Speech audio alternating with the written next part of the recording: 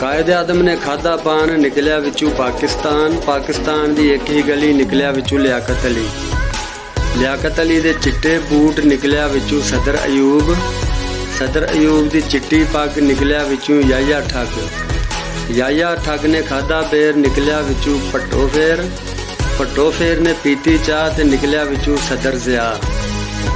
सदर ज़िया ने खादी खीर, निकली विचू बेनज़ीर। बेनज़ीर ने चलाया तीर, निकलिया विचू नवाज शरीफ। नवाज शरीफ ने खादी बर्फ, निकलिया विचू परवेज़ मुशर्रफ। परवेज़ मुशर्रफ ने कीती गद्दारी, निकलिया विचू आसफ जरदारी।